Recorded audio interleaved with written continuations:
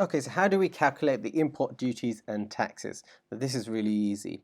So once we are already talking to our supplier on WeChat and we ask them for a HS code, they will provide us with a number like this. All we would do is we will take this number, so let's copy that number, and we will go over to Freightos's duty calculator.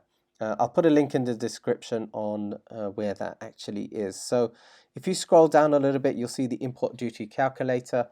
You select that you're importing to the United States and that you're exporting from China.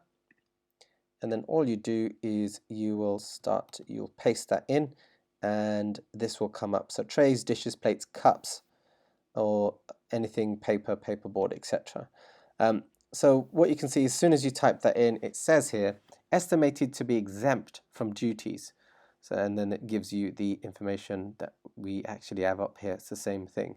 So this will cost us next to nothing to import into the United States.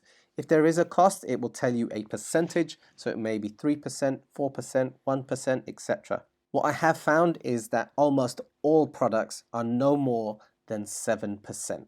However, there are some products that will be above 7%, so make sure you come here and you check that.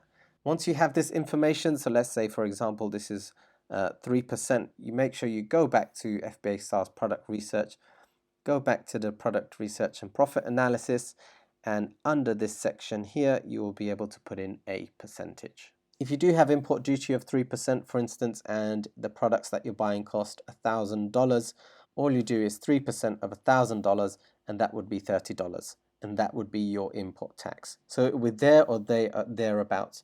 But it will only be accurate as soon as it gets into the USA. So now that we have all the information that we need, let's check if your product is actually going to make some money.